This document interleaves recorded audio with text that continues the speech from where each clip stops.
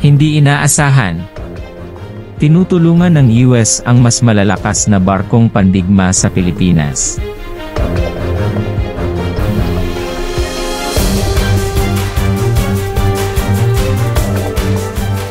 Sa isang makasaysayang hakbang, inihayag ng Estados Unidos ang kanilang pangako na palakasin ang mga kakayahan sa dagat ng Pilipinas sa pamamagitan ng pagbibigay ng mga makabagong barkong pandigma.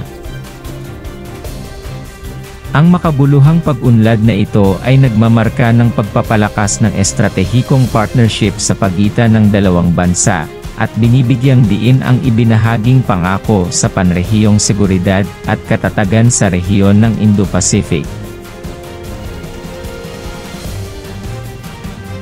Ang anunsyo ay ginawa sa isang joint press conference na ginanap sa Manila, kung saan magkatabi sina US Secretary of Defense at Philippine Defense Secretary para ihatid ang groundbreaking na desisyon na ito. Magbibigay ang United States ng dalawang cutting-edge na Arleigh-Burke-class guided missile destroyer sa Philippine Navy, na minarkahan ang malaking pag-upgrade sa mga kakayahan sa hukbong dagat ng bansa. Sinabi ng kalihim ng depensa, Mark Johnson, ang Estados Unidos ay matatag na naninindigan sa pamamagitan ng kanyang mga kaalyado at kasosyo sa rehiyon ng Indo-Pacific. Ang aming pangako sa pagtatanggol at seguridad ng Pilipinas ay hindi natitinag. Ngayon, ipinagmamalaki naming ipahayag ang paglipat ng mga advanced na barkong pandigma, na magpapahusay sa kamalayan ng maritime domain ng Pilipinas, mga kakayahan sa pagpigil, at kakayahan nitong tugunan ang mga hamon sa seguridad. Ang Arleigh-Burke-class guided missile destroyers ay kilala sa kanilang versatility at firepower.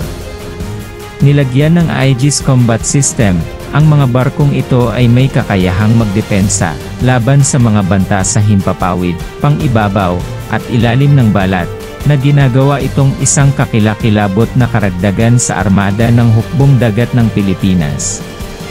Malaki ang maitutulong ng mga ito sa kakayahan ng bansa, na pangalagaan ang mga teritoryal na katubigan nito, isulong ang seguridad sa dagat, at makilahok sa mga joint regional security operations. Ang kalihim ng depensa ng Pilipinas na si Maria Santos, ay nagpahayag ng kanyang pasasalamat sa pangako ng US, na nagsasabing, ito ay isang napakahalagang araw para sa Pilipinas. Ang probisyon ng mga barkong pandigma na ito ay binibigyang diin ang lalim ng ating pakikipagtulungan sa pagtatanggol sa Estados Unidos, at sumasalamin sa ating ibinahaging dedikasyon sa itaguyod ang kapayapaan at katatagan sa rehiyon.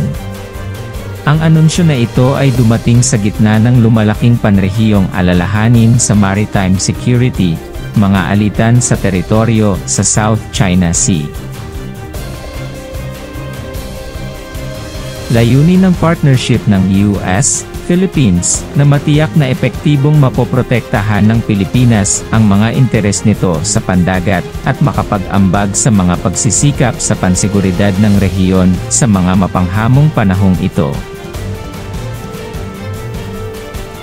Ang paglipat ng Arleigh-Burke-class destroyer ay isasagawa sa pamamagitan ng maingat na pinlano at collaborative na proseso, kabilang ang pagsasanay at logistical support upang matiyak na ganap na magagamit ng Pilipinas ang mga kakayahan ng mga advanced na barkong pandigma na ito.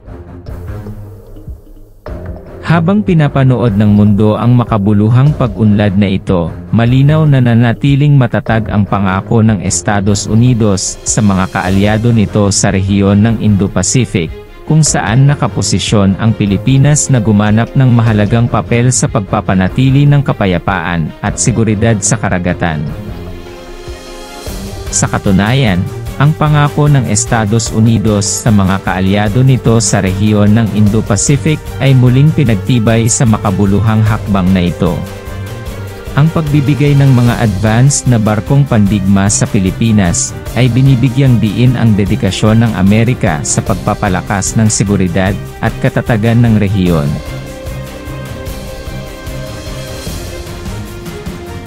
Sa pamamagitan ng pagbibigay sa Pilipinas ng makabagong mga asset ng hukbong dagat, hindi lamang pinahuhusay ng US ang mga kakayahan sa pagtatanggol ng kaalyado nito, kundi pinalalakas din ang estratehikong presensya nito sa isang rehiyon na minarkahan ng lumalaking geopolitical na tensyon. Ang Pilipinas, na may estratehikong lokasyon at malawak na teritoryong pandagat, ay mahusay na nakaposisyon upang gumanap ng isang mahalagang papel sa pagpapanatili ng kapayapaan at seguridad sa dagat. Ang mga bagong barkong pandigma na ito ay magbibigay daan sa Pilipinas na epektibong magpatrolya at maprotektahan ang mga teritoryal na katubigan nito, na mag-aambag sa katatagan ng rehiyon at pagtataguyod ng panuntunan ng batas sa South China Sea.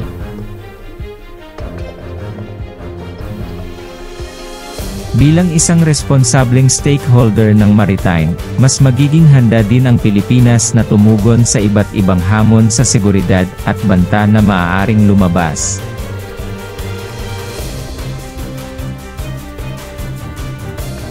Ang pag-unlad na ito ay malapit na sinusubaybayan ng mga bansa sa buong Indo-Pacific na rehiyon, at higit pa, dahil ito ay nagsisilbing isang testamento sa kahalagahan ng mga internasyonal na alyansa, at pakikipagtulungan sa pagtugon sa mga komplikadong isyu sa seguridad. Nagpapadala ito ng malakas na senyales na ang mga bansa sa rehiyon ay nakatuon sa pagtataguyod ng isang nakabatay sa mga patakaran na internasyonal na kaayusan at Bilang isang responsableng stakeholder ng maritime, mas magiging handa din ang Pilipinas na tumugon sa iba't ibang hamon sa seguridad at banta na maaaring lumabas. Ang pag-unlad na ito ay malapit na sinusubaybayan ng mga bansa sa buong Indo-Pacific na rehiyon, at higit pa, dahil ito ay nagsisilbing isang testamento sa kahalagahan ng mga internasyonal na alyansa, at pakikipagtulungan sa pagtugon sa mga komplikadong isyu sa seguridad. Nagpapadala ito ng malakas na senyales na ang mga bansa sa rehiyon ay nakatuon sa pagtataguyod ng isang nakabatay sa mga patakaran na internasyonal na kaayusan at